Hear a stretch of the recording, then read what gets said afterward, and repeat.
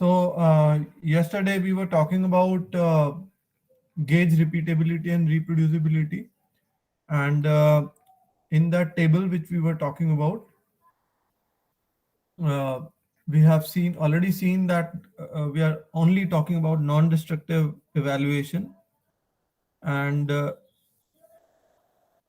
we did a problem on comparison with standards yesterday.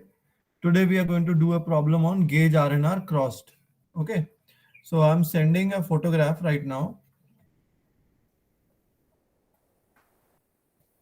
In this photograph, the starting of the question is given in the photograph.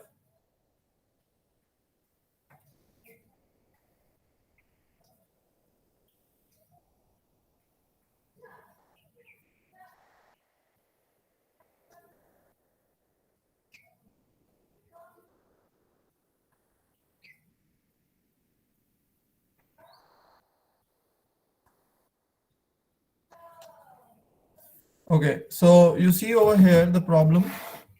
I'm sharing the screen as well.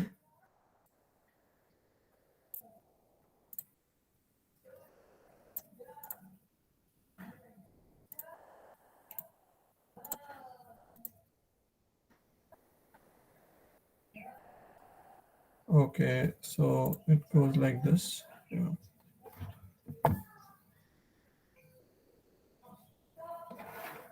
Okay, so we see the problem is somewhat like this. A weld engineer is analyzing the ability of two computer software programs to measure consistently the undercut weld cross sections.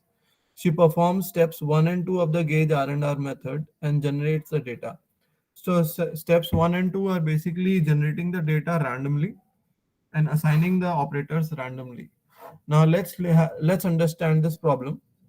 What you see over here is two softwares which are basically appraisers. Software 1 and 2 are appraisers. Why they are appraisers? Because you are doing measurement with the help of software. Okay, so what do we want to see is whether these softwares are doing the right measurement or not, or the whole system of measurement is correct or not. So how is it done? These tables, what do these tables indicate? Is three trials are made for each software, and there are five parts. So five parts, they indicate different cross sections at which the measurement has been taken. Underweld cross sections are there. So these five different places where the measurements are done are denoted by 1, 2, 3, 4, 5. So that's why we say them as part. Okay, and then three trials are done for each part. Excuse me, Like sir. part one. Excuse me, sir. Yeah, Sir, where is the question? it's on the website, this WhatsApp. Check your WhatsApp. So in this, you see that three trials are done using software one, three trials are done using software two for each part. Now, unlike in the previous question, the trials were uh, non-uniform. Here, the trials are uniform. For example, you can see that three trials are means each appraiser is getting three trials on each part. Okay, and the superscript is indicating the turn on which the trial has been taken. Okay, so one more photo I'll be sharing. I think, Sir, can you explain what is superscript indicating again? yeah, superscript. Let's say one. So let's say you go to 1.03 software 2. Software 2, part 2, trial 1. I think I'll share the screen. Just a second. I'll share the screen. It will be easier that way.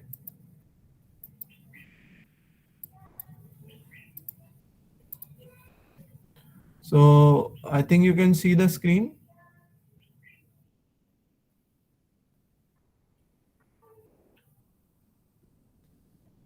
You can see the screen now.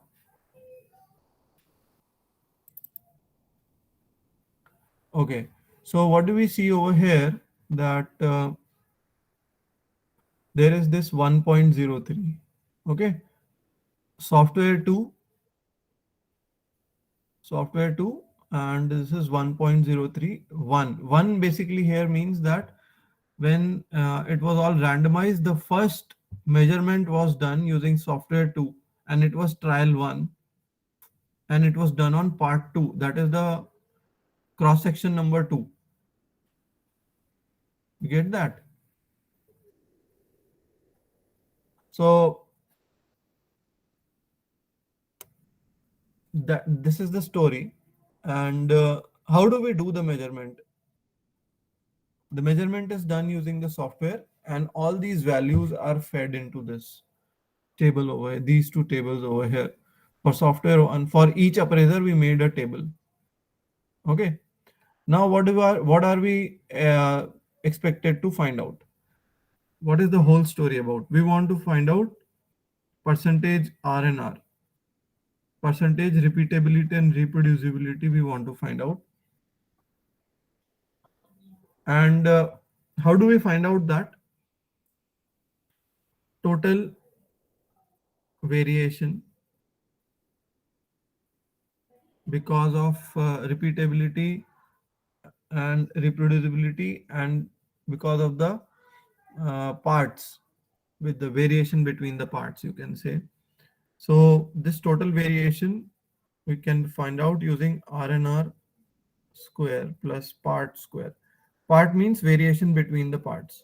So total variation is this we can say. So I want to find out what is the total percentage contribution of variation because of the repeatability and reproducibility in the total variation. That's what I want to find out. Okay, and if that is okay, I can go ahead with that. I mean, we already know that the gauge will be capable if 6 into R and R percent, 6 into uh, R and R is lesser than D. That is the permissible deviation. So we will talk about this. So this we have already established earlier. I'll tell again, what we intend to find out is percentage RNR, that is the contribution of the variation of variation in repeatability and reproducibility in the total variation. Okay. So how do I find out these values? How do I find out RNR? So for that, I'll be writing some formulas. So first we find out Y average range. Okay. Then we find out Y range parts. Then we find out Y range inspected.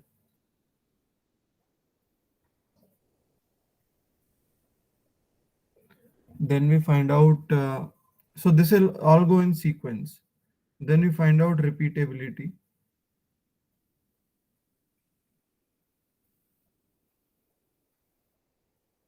And how do we find out repeatability is K1 into Y average range. K1 is a constant, and I will tell you the value of K1 also. Excuse me, sir. Can you just repeat all of this once again? Okay. So what are we trying to do? What we are trying to do is we are to find out whether our gauge is capable or not. Okay. That is the central theme of the story. So I want to find out 6 into R into R. R and R, 6 into R and R. If I have to find out this value, I need to calculate R and R. So percentage R and R, I'll calculate, and which will indicate what is the contribution of variation because of repeatability and reproducibility in the total variation. Okay, that is percentage R and R. In order to find out percentage R and R, I need to apply certain formulas and come to that value. So I'll be finding out Y average range, Y range parts, Y range inspected. All these, when we'll do the numerical, I mean, these values will come automatically. Then you'll know what is the meaning of this value as well. And just one more table I would like to share before. Okay. So what is this K1 value? K1, okay.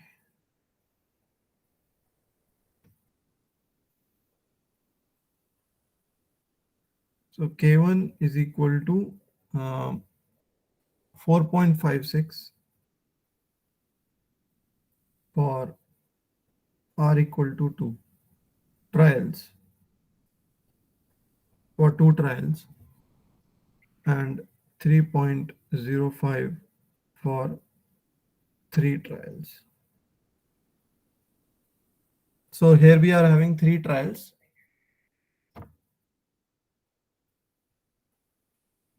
Okay. Next, after finding out repeatability, what do I do next? I find out reproducibility. And how do I find out reproducibility? Is there a formula for that?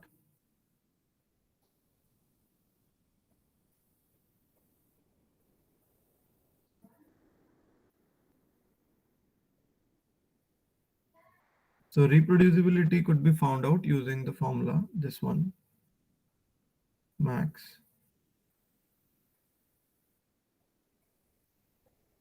K2. So this is another constant K2, range inspected whole square minus n r raised to power minus 1 repeatability square comma 0. So it means that this expression I'll evaluate. If this expression is greater than 0, then that value, or it will be 0. Excuse me, sir. Yeah, Sir, what is written after K2? Y range? range inspected. Range INSP. Okay, so this we have already written. We have to find out range inspected. Okay, so repeatability and reproducibility I'll find out, and after that R and R will be evaluated using this formula, repeatability square plus reproducibility. Okay, so once we are able to calculate this, after that, how do I calculate part or the variation because of the parts? Sir, is it written repeatability equal to K1 into Y average range? Repeatability, okay, it's written above. Yeah, Y average range. Repeatability is equal to K1 Y average range.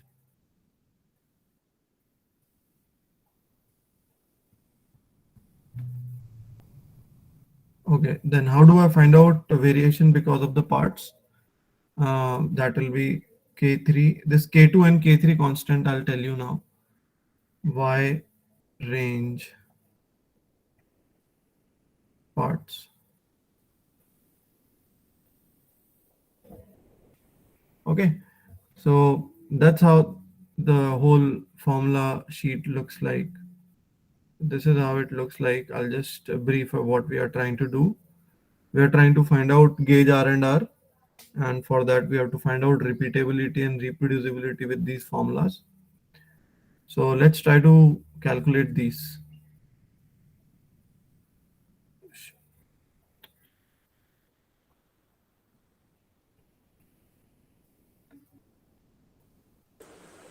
Sir, do we have to mark the attendance in the same sheet? Yeah. Okay, sir.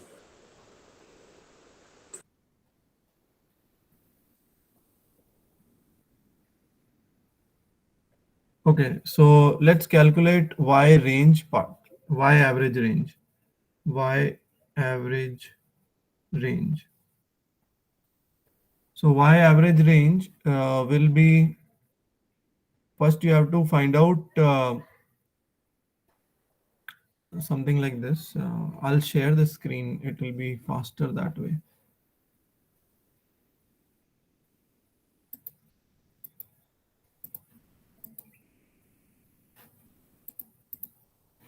So you can see over here that these values are given.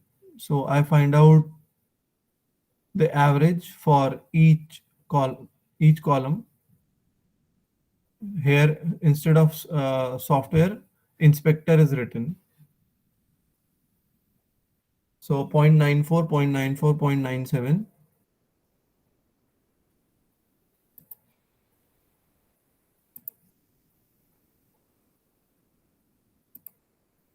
0.94, 0.94, 0.97, and then I find out the average of that. And after finding out the average, I also find out the range. So 0.97 minus 0.94 is 0.03. That is the range. Similarly, I do it for all the 5 columns of software 1. And the same thing I do for all the columns of software 2. That is, I find out range and average. Then I also find out average parts, which will be average of the range, that is 0.95 plus 0.91. So the average of that will be 0.93. Okay, y average parts I find out. After finding out that one, I need to, so average range would be the maximum value in this row, and the maximum value in this, maximum and the minimum value over here. So I can find out the average range, which is coming out as, just a second. So that is coming out as 0.026.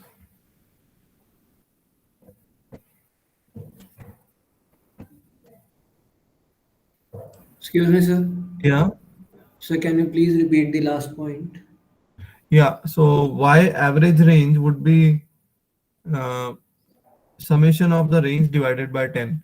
So this is 0.03, 0.01, 0.03, 0.04. I add all this range. Similarly, I add the range for the bottom also. So I add up all these ranges and I find out the average of that, which is coming out as 0.026. I'll write again in that the whole sheet, but for now I'm just telling how we are doing it, and the answers I'm going to write there. So by average range we have found out. After finding out the average range, I need to find out range parts. So range parts, y range parts will be maximum value in the average, that is 1.07, and the minimum value is 0.873. So 1.07 minus 0.873 will give me y range parts, and then y range inspected would be 0.984. That is inspector average.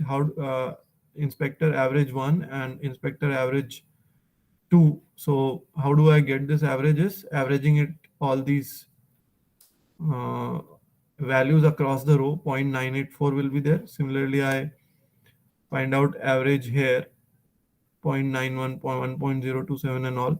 So I get 0.972. Okay. So y range inspected would be 0.984 minus 0.972. That is 0.012. Okay. Then next I find out, yeah. So what is Y range parts? I think I'll send you photograph. That will be easier for you to understand.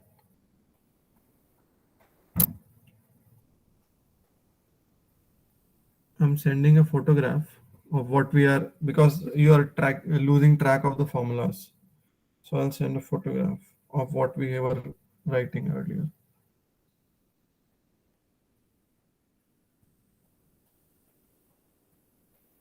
Now you look into the formulas I've sent. So you can have a look that what we were intending to find out. We want to find out average range. Okay. So I did tell you what is the average range. The average range was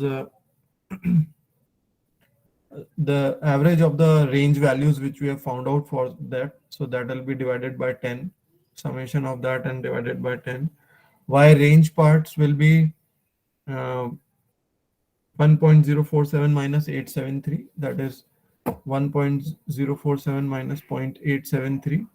Then Y range inspected would be 0.984 minus 0.972. And how do we get this? 0.984 is the average across the row.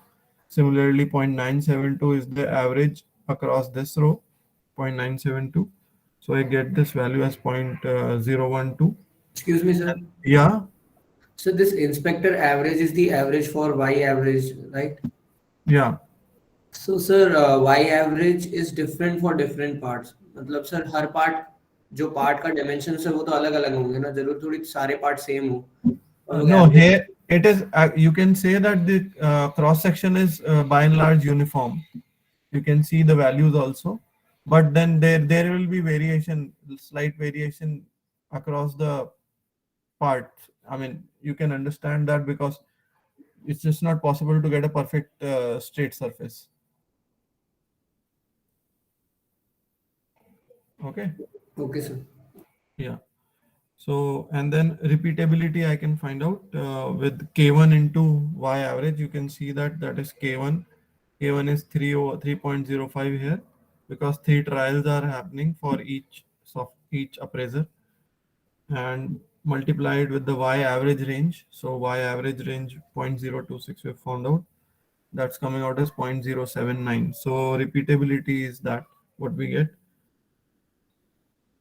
Now reproducibility. For reproducibility, the constant K is 3.65.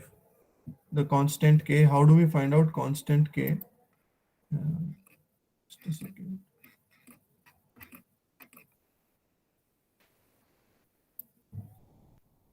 These slides I'll share with you, but this value of constants, it's written over here. K equal to 3.65 for M equal to 2 machines or inspectors. So we've got 2 inspectors, so that's why K is equal to 3.65. See, I could have done it this way, but then it would be difficult for you to figure out all these formulas. So I'm trying to make it just easier for you. So K2 value is 3.65 as given over here for M equal to, and similarly for K3, the number of parts. So we have 5 parts over here. So correspondingly, this is the fourth one, 2, 3, 4. 2.08 is the value for K3. Okay. And your N and R are given as N is the number of parts as given over there, and R is the number of trials. Okay, so can you find out the value of reproducibility now? I'm going to write the values of all the things and just find out the reproducibility by yourself.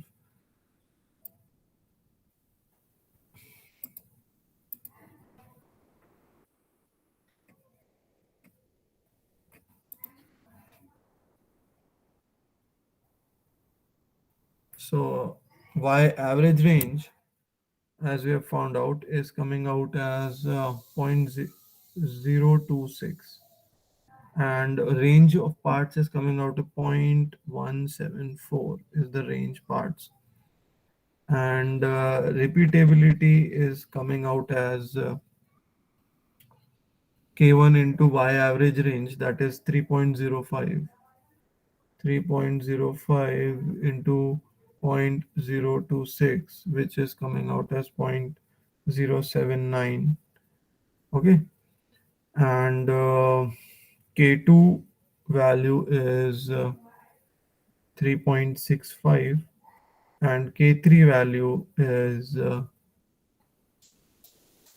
K3 value is 1.93. K3 value is 1.93, and N is the number of parts, that is 5, and R is the number of trials, which is 3. Now calculate the value of reproducibility.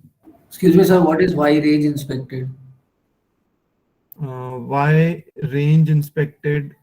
Okay, so Y range inspected, we immediately Y range. We probably, yeah. So 0.012.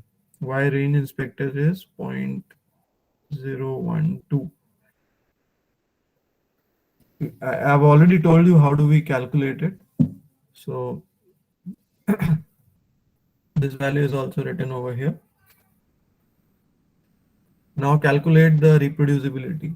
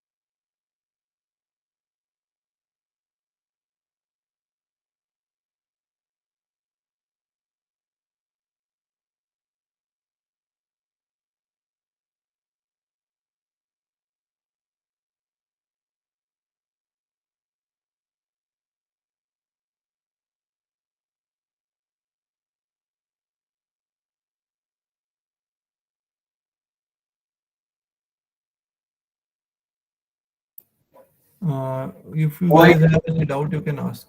0.196. 0.196 is, no, that's not. It's quite possible that one may do some mistake. I should rather write it and you may verify it later. So I'm writing the calculation of reproducibility.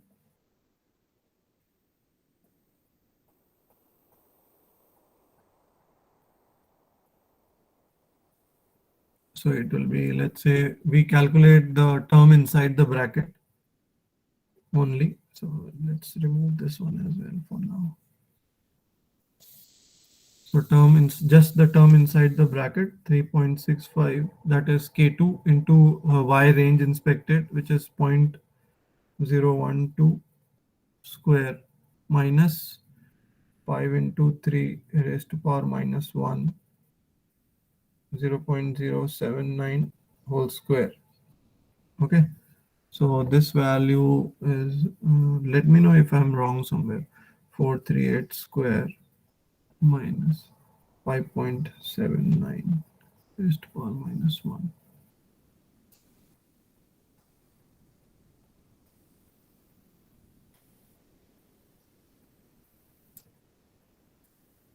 No, this is not that.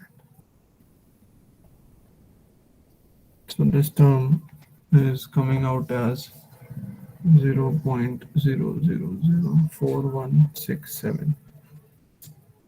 And then we go ahead. So the difference is coming out as 0.039, which is greater than 0. Okay, so it will be the value of reproduce. No. So there is a mistake over here. Yeah, so this value actually is coming out to be 0.001493, and then we take square root of this. Why? Because reproducibility is square root, right? So this value is coming out to be greater than 0, so that's why under root, and then it's coming out 0.039 reproducibility. Okay, and then we go ahead and calculate this value over here, which will be 0.039 square plus above we had already calculated repeatability, which was 0.079 square. So this value is coming out as 0.088. Now once we get this value, Y range parts is coming out as 0.0 3358. Now, once we get these values, we can now calculate the total and percentage R&R, all of you. Calculate it.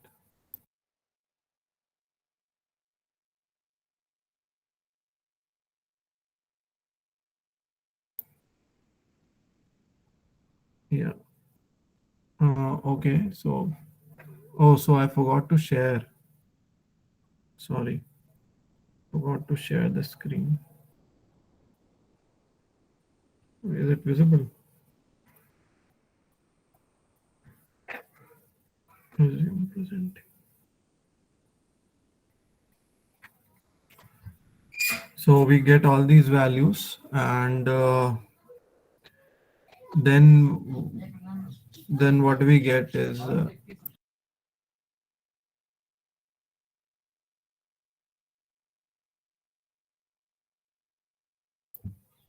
okay. So once we get this, the next thing is we find out the total. So total is coming out as 0.358. Don't worry, I'll explain this thing again. I'm sure most of you would be having doubts. So then I get percentage R&R, which is 25%. What does this mean? Let me tell you with a figure. Let's say this is the total variation which has been observed. Now, as we have seen yesterday, that total variation could be because of the instrument, it could be because of the parts. So in the total variation which has been observed in the measurement, we want to know that how much contribution of that is there because of instrument and the person who's doing the measurement. So here we find out that 25% of the measure error or the variation is coming because of the instrument or because of the person who's doing the measurement or the appraiser. Now, is this acceptable or not? So in order to find out whether it is acceptable or not, we see general for gauge R&R, it is Excuse me, perfect. sir. Yeah. Sir, for this, in this R&R, there is both repeatability and reproducibility, right? Yeah. And for repeatability, we are intended for the variation due to instruments. Yeah. So why only person with error is counted as 25%? No, you can clearly see that if you specifically want to see that because of repeatability, the error is around 7.9%, and because of the reproducibility, the error is around 3.9%. Is it? Yeah. No, not that. We can see that these are the absolute values. Sorry, I multiplied that with 100. In this total of 25% of what's the total contribution of R&R? So R&R is coming out as total R&R if we add repeatability and reproducibility simply. Sir, repeatability is greater than reproducibility. Yeah, so there's more contribution of the error because of the instrument than because of the person or the appraiser, or the here in this case is the software. Because you can clearly see 0.079 is higher, repeatability is higher than the reproducibility. You get that? And in the total together, they contribute 25% in the total error. Okay, and what is the remaining part of that? Remaining error is because of the variation in the parts manufacturing or randomness or whatever you can say. Okay, remaining part of it. Now, what is the guideline? I mean, how do I say whether this is 25% is acceptable or not. So the guideline is if percentage RNR is clearly less than 10, then it is absolutely fine. 10% of the error because of the um, instrument and because of the appraiser is acceptable, permissible. But anything above 10% and anything RNR between 10 and 30 is debatable whether it should be the instrument should be considered capable or not, because it depends on the criticality of the instrument, how critical the instrument is for manufacturing or for the customer goodwill. There are many factors.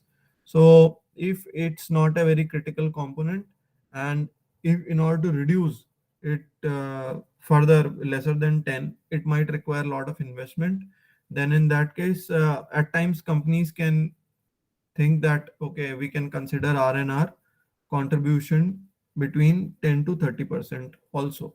But if it crosses 30%, then it is absolutely not gauge capable. Getting it? So for gauge RNR crossed, this is the guideline. Since because here D is not given in the question, that is permissible error is not given. When the permissible error is not given, we can't take the guideline of 6 into RNR. Okay, we can't take that. If it is given, then we can consider if 6 into RNR is lesser than D, then it is fine. But in this case, since it is not given in the question, the value of D, we will consider this guideline. So which comes first? First guideline is that if the value of D is given, 6 into RNR we will consider. If the value of D is not given, then we come to this guideline, which is your RNR should be lesser than 10. That is in terms of percentage. Or it should, if it's lying between 10 and 30, then it becomes subjective decision.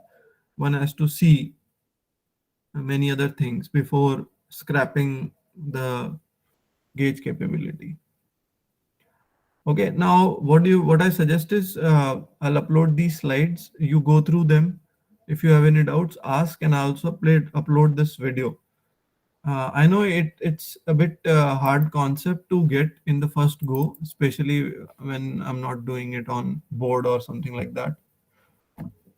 So you go through this and you can ask your doubts later.